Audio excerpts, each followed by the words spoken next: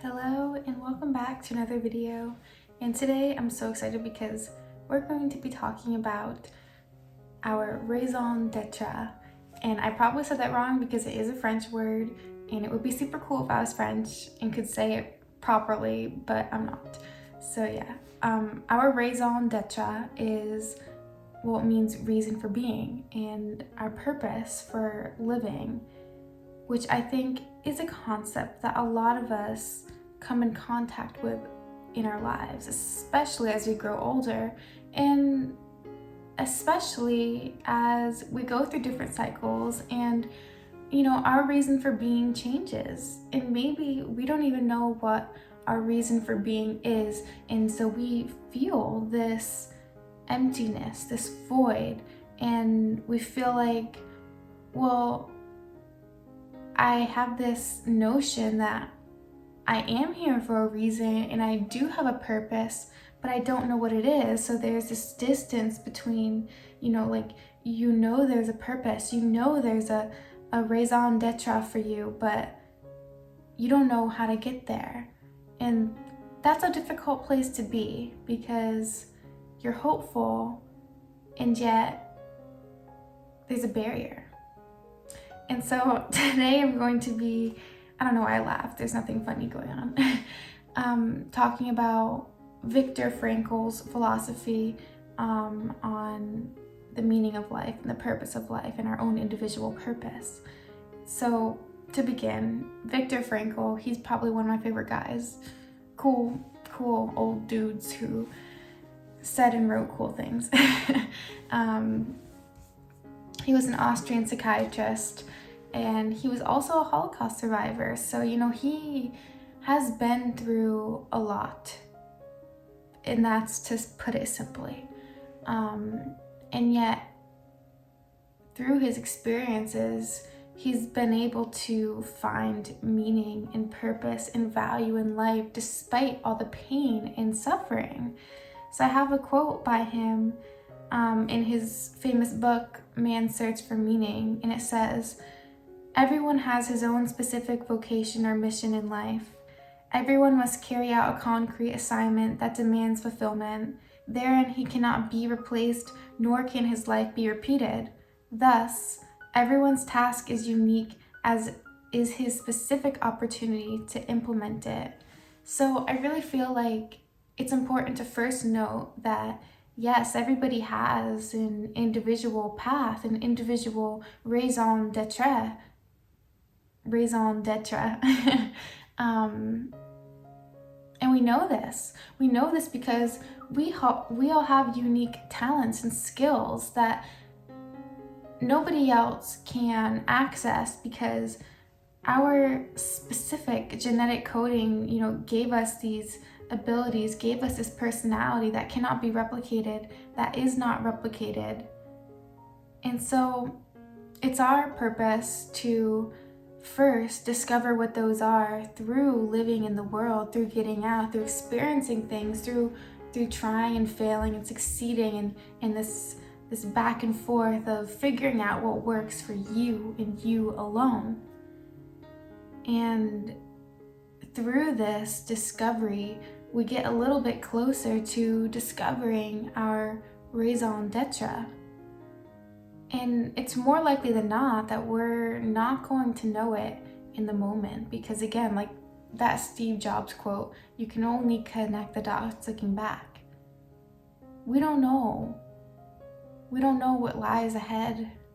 We can't see clearly in the moment because a cycle has not been completed. It is only looking back can we truly know what we went through and what we gained.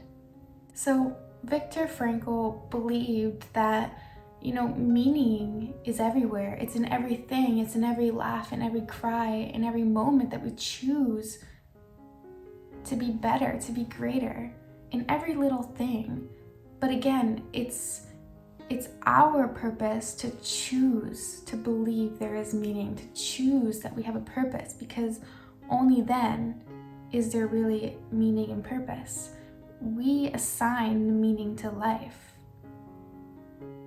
And it may be that life is not inherently meaningful, but we give it that meaning, we apply it to life, and therefore it is.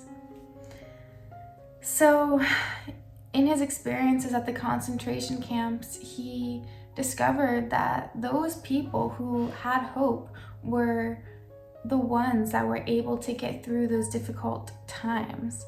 And again, that's to put it simply, it was horrendous, it was tragic, it was disgusting, disgraceful, and completely horrific, a nightmare. And they were only able to get through those times because they had that hope in their heart, something that can't be taken away, something that regardless of the outside circumstances, they could cling to. And it was light that they could cling to, light that came from within, that they didn't have to rely on externally. And so if you're in a lost place, it's that hope that you can cling to. It's a little hope in your heart, like a little flicker, like a flame that will keep you going, will keep you getting through the darkness and the difficult times in your life. He also said, life doesn't just happen to us, we happen to life and we make it meaningful, which is again sort of like what I just said. And he believed that love is the ultimate and highest goal to which we aspire. So if you're searching for your raison d'etre, then aspire to embody love. And there you will see your purpose unfold. If you follow it, if you fully allow yourself to experience love and put love out into the world, then there you'll find who you really are and how you really shine. So again, I have a little reflection that I want to share with you on our raison d'etre, and it goes like this. As children, we don't question why we are here. We are here so we enjoy life's bounties. We are here so we laugh, cry, play, dream. We are here, and so it is.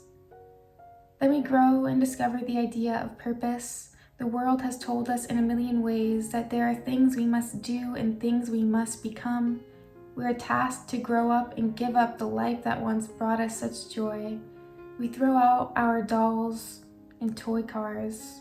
We trade our books for gadgets and our souls for money. Then we wonder why, in those quiet moments, we feel empty. Where has the magic gone? The truth is that it is still there, but we have lost touch with it. In our desperate attempts to find a reason to be, we forgot our reason for being. For each of us, it was different, but in all of us, it brought joy. Where your bliss is, your soul basks in a serene sun illuminated by the glory of this world, and oh, is it glorious. If you are searching, seeking, keep on going. Journey high and low, rest only to catch your breath, but keep on going because a treasure is waiting for you. Your soul's calling, the world needs you. And above all, you need to remember why everything exists in the first place. Go on and live. Throw yourself into the night because it will soon be day again. Wait not a moment longer. Every second is precious. Laugh because it fuels your spirit, and love because that is who you are. Love when it feels good, when it hurts, and whenever you can. Love because you can. Then you'll look back in old age and see clearly your raison d'etre was glittering all along inside you as you learn to embrace the world with wonder once again. So that is my little spiel on that. And one more thing I wanted to mention was this quote that I've always told myself when I felt like I wasn't on a path or my path, or I didn't know what path I was supposed to be on. And that's Joseph Campbell's quote, "Follow your bliss and the universe will open doors for you where there were only walls." And I think that's a beautiful quote because, You know, it's in those moments that we return to this childlike state of bliss and feeling good, that we are guided in the direction we're meant to be. And when we glow up, when we're following our bliss, we put that out into the world. And at the end of the day, the more people that can put out their bliss and their love and their light into the world, the more they expand life as we know it. The more stories that are told, the more love that is felt and shared. And at the end of the day, that is what I believe. It's what Viktor Frankl believed is the ultimate goal that we must aspire to achieve. So that's raison d'etre for you. And if you are, searching and trying to get in touch with your raison d'etre, then let these words sink in. Let the teachings of not just Viktor Frankl, but anybody who really has spoken about having a purpose and having meaning, and listen to it, but also listen to yourself, and then go out in the world and live it. And don't be afraid of falling and failing. Take that leap and fly, and you'll learn so much. All right. Yeah, that's all I have for you today. Drink some coffee, read a book, spend some time with someone you love, maybe go out and frolic in a field, pick some wildflowers. That definitely seems like something kind of fun. Be a child again, and have a beautiful day.